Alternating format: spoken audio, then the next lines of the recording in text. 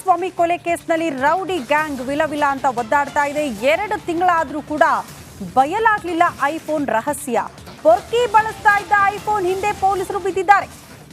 ಬೆಂಗಳೂರು ಎಫ್ಎಸ್ಎಲ್ನಲ್ಲಿ ಸಾಧ್ಯವಾಗದ ಹಿನ್ನೆಲೆ ಹೈದರಾಬಾದ್ನ ಸಿಎಫ್ಎಸ್ಎಲ್ಗೆ ಐಫೋನ್ ರವಾನೆ ಮಾಡಲಾಗಿದೆ ಅನ್ನೋದ್ರ ಡೀಟೇಲ್ಸ್ ಸಿಗ್ತಾ ಇದೆ. ಕಾರಣ ಇಷ್ಟೇ, ಯಾಕೆ ಈ ಫೋನ್ ಹಿಂದೆ ಬಿದ್ದಿದ್ದಾರೆ ಅಂದ್ರೆ ನಟ ದರ್ಶನ್ ಈ ಕೊಲೆ ಆದ ಬಳಿಕ ಯಾರನ್ನೆಲ್ಲ ಸಂಪರ್ಕ ಮಾಡಿದ್ರು, ಯಾರ ಜೊತೆ ಮಾತಾಡಿದ್ರು, ಇದೆಲ್ಲದರ ಬಗ್ಗೆ ಕೂಡ ಒಂದಷ್ಟು ಮಾಹಿತಿ ಕಲೆ ಹಾಕೋದಕ್ಕೆ ಪೊಲೀಸರು ಮುಂದಾಗ್ತಿದ್ದಾರೆ.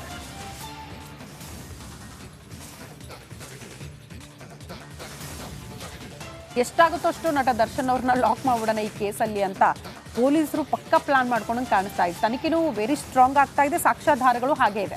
ಜನಕ್ಕೂ ಒಂದು ಕನ್ಫರ್ಮೇಶನ್, ನ್ಯಾಯ ಎಲ್ರಿಗೂ ಸಿಗತ್ತೆ ಅಂತ. VIP ಇರ್ಬೋದು, ಸೆಲೆಬ್ರಿಟಿ ಇರ್ಬೋದು, ಅಷ್ಟು ಸುಲಭವಾಗಿ ಎಷ್ಟೊಂದು ಜನ ಅನ್ಕೊಂಡಿದ್ರು ಮೊದಲು ಇದರಲ್ಲಿ ಎಸ್ಕೇಪ್ ಆಗ್ಬಿಡುತ್ತೆ, ಕೇಸ್ ಬಿದ್ದೋಗ್ಬಿಡುತ್ತೆ ಅಂತ. ಬಟ್ ಪೊಲೀಸರು ನಾವು ಅಪ್ರಿಷಿಯೇಟ್ ಮಾಡಲೇಬೇಕು, ಅವ್ರು ಖಂಡಿತವಾಗ್ಲೂ ಖಡಕ್ ಆಗಿ ನಿಂತು ತನಿಖೆ ನಡೆಸ್ತಾ ಇದ್ದಾರೆ.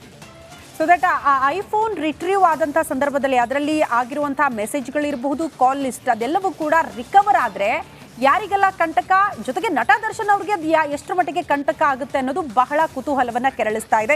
ಈ ಕುರಿತು ಮತ್ತಷ್ಟು ಡೀಟೇಲ್ಸ್ ಅನ್ನ ಕೊಡ್ತಾ ಹೋಗ್ತಾರೆ ನಮ್ಮ ಪ್ರತಿನಿಧಿ ಧ್ರುವ. ನೇರ ಸಂಪರ್ಕದಲ್ಲಿ ಜಾಯಿನ್ ಆಗ್ತಿದ್ದಾರೆ. ಧ್ರುವ, ಈ ಐಫೋನ್ ಹಿಂದೆ ಬಿದ್ದಿದ್ದಾರೆ ಪೊಲೀಸರು ಅಂತ ಈಗ ಹೈದರಾಬಾದ್ನ ಸಿಎಫ್ಎಸ್ಎಲ್ಗೆ ರವಾನೆ ಮಾಡಲಾಗಿದೆ ಅಂತ ಯಾವಾಗ ಬರಬಹುದು ರಿಪೋರ್ಟ್? ಇದರಿಂದ ನಟ ದರ್ಶನ್ ಅವರಿಗೆ ಯಾವ ರೀತಿ ಕಂಟಕ ಅಂತ?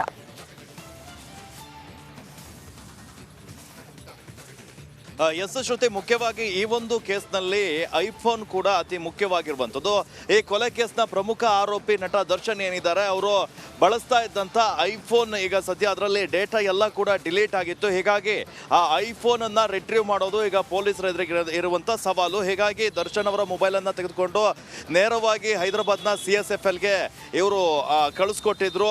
ಆದರೆ ಹೈದರಾಬಾದ್ನಿಂದ ಅದರ ರಿಪೋರ್ಟ್ ಇನ್ನೂ ಕೂಡ ಬರಬೇಕಾಗಿದೆ. ಈ ಐಫೋನ್ ರಿಟ್ರೀವ್ ಮಾಡುವಂಥದ್ದು ಸಾಕಷ್ಟು ಕಷ್ಟದ ಕೆಲಸ, ಯಾಕಂದ್ರೆ ಅದರಲ್ಲಿ ಕೆಲವೊಂದಿಷ್ಟು ಫೀಚರ್ಸ್ಗಳನ್ನು ರಿಟ್ರೀವ್ ಮಾಡುವಂತಹ ಸಾಧ್ಯತೆಗಳು ಕಡಿಮೆ ಇರ್ತವೆ. ಹೀಗಾಗಿ ಹೈದರಾಬಾದ್ಗೆ ಇವರು ಕಳಿಸ್ಕೊಟ್ಟಿದ್ದಾರೆ. ಅದರ ರಿಟ್ರೀವ್ ಕೆಲಸ ಈಗ ನಡೀತಾ ಇದೆ. ಒಂದು ವೇಳೆ ಇದೇನಾದರೂ ರಿಟ್ರೀವ್ ಆಯಿತು ಅಂತ ಹೇಳಿದರೆ ಈ ಕೊಲೆ ಕೇಸಲ್ಲಿ ನಾವು ಸ್ಟಾರ್ಟಿಂಗ್ ಹೇಳ್ತಾ ಇದ್ವಿ ನೋಡಿ, ಈ ದರ್ಶನ್ ಅವರ ಪರವಾಗಿ ಯಾವುದಾದ್ರು ರಾಜಕಾರಣಿಗಳು ಕಾಲ್ ಮಾಡ್ತಾ ಇದ್ದಾರೆ, ಅವರು ಮೀಟ್ ಮಾಡ್ತಾ ಇದ್ದಾರೆ, ಇಂಥ ಕೆಲವೊಂದಿಷ್ಟು ಮಾತುಗಳು, ಅನುಮಾನಗಳು ಕೂಡ ಕೇಳಿ ಬಂದಿದ್ವು. ಇದಕ್ಕೆ ಸಂಬಂಧಪಟ್ಟ ಹಾಗೆ ಮಹತ್ವದ ಸಾಕ್ಷ್ಯಗಳು ಕೂಡ ಸಿಗುತ್ತೆ. ಈ ಪ್ರಮುಖ ವ್ಯಕ್ತಿಗಳು ಯಾರೆಲ್ಲ ಈ ವಿಚಾರದ ಬಗ್ಗೆ ತಿಳ್ಕೊಂಡಿದ್ರು ಅವರ ಹೆಸರು ಕೂಡ ಬಹಿರಂಗವಾಗುವಂತ ಸಾಧ್ಯತೆ ಇದೆ. ಮುಖ್ಯವಾಗಿ ದರ್ಶನ್ ಅವರು ಈ ಕೊಲೆ ನಡೆದ ನಂತರ, ಅಂದ್ರೆ ನನ್ನನ್ನು ಈ ಕೇಸ್ ಆದ ನಂತರ ಈ ಕೇಸ್ನಲ್ಲಿ ಬಚಾವ್ ಮಾಡಿ ಅನ್ನುವಂತಹ ಕಾರಣಕ್ಕಾಗಿ ಈ ಕೇಸ್ನ ಡೀಟೇಲ್ಸ್ ಬಗ್ಗೆ ಅನೇಕ ಪ್ರಭಾವಿಗಳ ಜೊತೆ ಮಾತನಾಡಿರುವಂತಹ ಸಾಧ್ಯತೆಗಳು ಬಹುತೇಕವಾಗಿದೆ. ಈ ರಾಜಕಾರಣಿಗಳ ಜೊತೆ ಮಾತನಾಡಿರುವಂತಹ ಸಾಧ್ಯತೆ ಇದೆ, ಪೊಲೀಸ್ ಆಫೀಸರ್ ಜೊತೆ ಮಾತನಾಡಿರುವಂತಹ ಸಾಧ್ಯತೆ ಇದೆ. ಹೀಗಾಗಿ ಈ ಒಂದು ಐಫೋನ್ ನಲ್ಲಿ ವಾಟ್ಸಪ್ ಕರೆ ಮೂಲಕ ಅವರು ಮಾತಾಡಿರುವಂತಹ ಸಾಧ್ಯತೆಗಳು ಹೆಚ್ಚಾಗಿರುವಂತಹ ಕಾರಣಕ್ಕಾಗಿ ಒಂದ್ ವೇಳೆ ಐಫೋನ್ ರಿಟ್ರೀವ್ ಆಯಿತು ಅಂತ ಹೇಳಿದ್ರೆ ಈ ಕೇಸ್ನಲ್ಲಿ ಸಾಕಷ್ಟು ಜನ ಪ್ರಭಾವಿಗಳ ಹೆಸರು ಕೂಡ ಹೊರಬರುತ್ತೆ. ಇವರಿಗೂ ಕೂಡ ಈ ವಿಚಾರ ಗೊತ್ತಿತ್ತಾ ಅನ್ನುವಂತಹ ಕೆಲವೊಂದಿಷ್ಟು ಅನುಮಾನಗಳಿತ್ತು. ಇವೆಲ್ಲವಕ್ಕೂ ಕೂಡ ಒಂದು ಪ್ರಮುಖ ಸಾಕ್ಷಿಯಾಗಿ ಇದನ್ನ ಪರಿಗಣಿಸ್ತಾರೆ ಪೊಲೀಸರು. ಐಫೋನ್ ರಿಟ್ರೀವ್ ಆದ ನಂತರ ಈ ಕೇಸಿಗೆ ಇನ್ನೊಂದು ತರಹದ ಆಯಾಮ ಸಿಗುವಂತಹ ಸಾಧ್ಯತೆಗಳು ಬಹುತೇಕವಾಗಿದೆ. ಶ್ರುತಿ, ಭೀಕರವಾಗಿ ಗುಡ್ಡ ಕುಸಿತ ಆಗಿ ಇವತ್ತಿಗೆ 12 ದಿನ. ಈ ದುರಂತದ ಸಮಯದಲ್ಲಿ ಒಂದಷ್ಟು ಜನ ಎಷ್ಟೆಷ್ಟು ಒಳ್ಳೆ ಕೆಲಸ ಮಾಡ್ತಾ ಇದ್ದಾರೆ ಅಂದ್ರೆ ಹಸಿವು ನೀಗಿಸ್ತಾ ಇದ್ದಾರೆ, ರೆಸ್ಕ್ಯೂ ಸಿಬ್ಬಂದಿಗೆ ತಿಂಡಿ ಊಟೋಪಚಾರ ವ್ಯವಸ್ಥೆ ಮಾಡ್ತಾ ಇದ್ದಾರೆ. ಇದು ಎಷ್ಟು ಇಂಪಾರ್ಟೆಂಟ್ ಅನ್ನೋದು ಆ ಸ್ಥಳದಲ್ಲಿ ಇದ್ದವರಿಗೆ ಗೊತ್ತಾಗುತ್ತೆ. ಆಂಬ್ಯುಲೆನ್ಸ್ ಡ್ರೈವರ್ಸ್ ಇರ್ಬೋದು ಅಥವಾ ಸಂತ್ರಸ್ತರು ಇರ್ಬೋದು, ನಿತ್ಯ ಸಾವಿರಾರು ಜನರಿಗೆ ಊಟದ ವ್ಯವಸ್ಥೆಯನ್ನ ಮಾಡಲಾಗ್ತಾ ಇದೆ. ಈ ಯುವಕರ ತಂಡವೊಂದು ಆ ಕೆಲಸವನ್ನ ಮಾಡ್ತಾ ಇದೆ.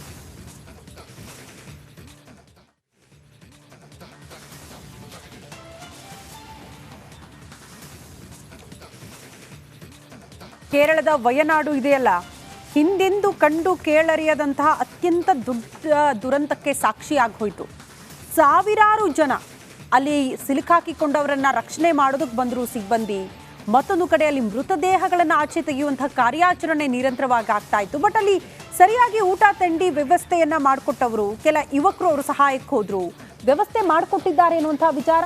ಸದ್ಯ ಏನೆಲ್ಲ ವ್ಯವಸ್ಥೆ ಆಗಿತ್ತು ಆ ಯುವಕರಿಂದ, ಆ ಕುರಿತ ಒಂದು ವರದಿ ಇಲ್ಲಿದೆ ನೋಡಿ. ಕೇರಳದಲ್ಲಿ ಭೀಕರ ದುರಂತ ಸಂಭವಿಸ್ತಲ್ಲ ವಯನಾಡ್ನಲ್ಲಿ. ಆವತ್ತಿನಿಂದಲೂ ಕೂಡ ಇವತ್ತಿನವರೆಗೆ ಇಲ್ಲೊಂದಿಷ್ಟು ಯುವಕರ ತಂಡ, ಯಾರ್ಯಾರು ಸಂತ್ರಸ್ತರಿದ್ದಾರೆ ಮತ್ತು ಯಾರು NDRF, SDRF ಸೇರಿದಂತೆ ಆರ್ಮಿ, ಸ್ಥಳೀಯ ಪೊಲೀಸ್ ಮತ್ತು ಯಾರ್ಯಾರು ಇಲ್ಲಿ ರೆಸ್ಕ್ಯೂಗೆ ಬಂದಿದ್ದಾರೆ, ಅವರಿಗೆ ಊಟವನ್ನು ಕೊಡ್ತಾ ಇದ್ದಾರೆ. ಈ ರೀತಿ ಒಂದು ಶೆಡ್ಡನ್ನು ಮಾಡಿಕೊಂಡು, ತಾತ್ಕಾಲಿಕವಾಗಿ ಶೆಡ್ಡನ್ನು ಮಾಡಿಕೊಂಡು ಈ ಯುವಕರ ತಂಡ, ಒಂದು 15 ಯುವಕರ ತಂಡ ಯಾರು ಬರ್ತಾರೆ ಅವರಿಗೆ ಊಟದ ವ್ಯವಸ್ಥೆಯನ್ನು ಮಾಡ್ತಾ ಇದ್ದಾರೆ. ಮತ್ತು ಇಲ್ಲಿಂದ ಸುಮಾರು 1,000, ಆ ಕಡೆಯಲ್ಲಿ ಸುಮಾರು 1,000 ಜನರಿಗೆ ಊಟದ ವ್ಯವಸ್ಥೆಯನ್ನು ಮಾಡ್ತಾ ಇದ್ದಾರೆ. ಹೇಗೆ ಮಾಡಿದ್ರು, ಆ ಚಾಲೆಂಜಿಂಗ್ ಹೆಂಗಿತ್ತು ಅನ್ನೋದನ್ನು ನಾವು ಅವ್ರನ್ನ ಮಾತಾಡ್ಸೋಣ. ಕನ್ನಡಿಗರು ಕೂಡ ಇದ್ದಾರೆ, ಬೆಂಗಳೂರಿನಲ್ಲಿ ವಿದ್ಯಾಭ್ಯಾಸ ಮಾಡಿದಂಥ ಅನಾಸ್ ಇದ್ದಾರೆ, ಅವ್ರನ್ನ ಮಾತಾಡ್ಸೋಣ. ಅವ್ರು ಏನು ಹೇಳ್ತಾರೆ ಅನ್ನೋದನ್ನು ಕೇಳೋಣ.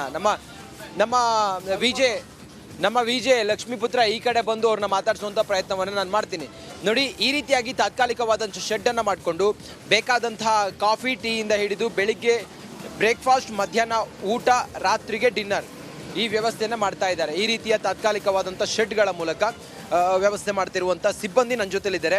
ಸಿಬ್ಬಂದಿ ಅಂತ ಹೇಳಿದರೆ ಇಲ್ಲಿ ಸೆಲ್ಫ್ ಇಂಟ್ರೆಸ್ಟ್ನಿಂದ ಈ ರೀತಿಯಾಗಿ ಅವರು ಇಂಥ ಪ್ಯಾಂಡಮಿಕ್ ಟೈಮ್ನಲ್ಲಿ ಊಟದ ವ್ಯವಸ್ಥೆಯನ್ನು ಮಾಡ್ತಾ ಇರುವಂಥ ಅನಾಸ್ ಇದ್ದಾರೆ. ಹೇಳಿ ಅನಾಸ್, ಏನು ಅನ್ಸುತ್ತೆ, ಎಷ್ಟು ದಿನದಿಂದ ತಾವು ಈ ಸರ್ವ್ ಮಾಡ್ತಾ ಇದ್ದೀವಿ?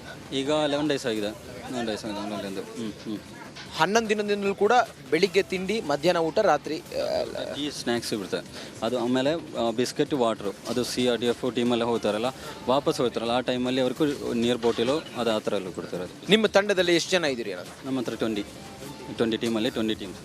ಕೇರಳ ಮೂಲದವರ ಅಥವಾ ಎಲ್ಲಿಯವರು? ಎಲ್ಲರಿಗೆ ಎಲ್ಲ ಡಿಫ್ರೆಂಟ್ ರೀಜನ್ಸ್. ಒಂದು ಬಂದುಬಿಟ್ಟು ಕ್ಯಾಲಿಕಟು, ತ್ರಿಶೂರು, ಇಲ್ಲಿ ವಾಯನಾಡು ಎಲ್ಲ ಇರುತ್ತೆ. ಎಲ್ಲ ಬಂದ್ಬಿಟ್ಟು ಯಂಗ್ಸ್ಟರ್ಸು. ಫುಡ್ ಎಷ್ಟು ನೀಡಿತ್ತು ಅಂತ? ಫುಡ್ ನೀಡಿದೆ, ಅಷ್ಟಿದೆ. ಏನಂದ್ರೆ ಎಷ್ಟು ಜನ ಬರೋದನ್ನು ಯಾರಿಗೂ ಗೊತ್ತಿಲ್ಲ. ನೀವು ಬರ್ತಾರೆ, ಆ ಥರ ಎಲ್ಲರೂ ಬರ್ತಾರೆ, ಆ್ಯಂಬುಲೆನ್ಸ್ ಡ್ರೈವರ್ಸ್ ಬರ್ತಾರೆ, ಪೊಲೀಸ್ ಬರ್ತಾರೆ. ಅದು ಕರೆಕ್ಟ್ ಬಂದುಬಿಟ್ಟು ಎಷ್ಟು ಜನ ಇದನ್ನು ಗೊತ್ತಿಲ್ಲ. ಅದಕ್ಕೆ ಅವ್ರಿಗೂ ಕಣಕ್ಕೆ ಗೊತ್ತಿಲ್ಲ, ಅದು ನಾವು ಕೊಡ್ತಿರೋದು. ನಮಗೂ ಸಿಗಲ್ಲ ಎಷ್ಟು ಜನ ಬರ್ತಿರೋದು ಒಂದು ದಿನ. ಆ ಥರ ಡೈಲಿ ಎಷ್ಟು ಜನರಿಗೆ ಊಟ ಕೊಡ್ತೀವಿ? ಡೈಲಿ ಬಂದುಬಿಟ್ಟು ಒಂದು ಟೈಮಲ್ಲಿ ಬಂದುಬಿಟ್ಟು 700 ಆ ಥರ. ಟೀ ಬಂದುಬಿಟ್ಟು ಒಂದು ದಿನ 4,000 ಬರ್ತಾರೆ. 4,000 ಟೀ ಕೊಡ್ತಾರೆ. ಆಮೇಲೆ 3 ಟೈಮ್ಸಲ್ಲಿ 700 ಆ ಥರ ಬರ್ತಾರೆ.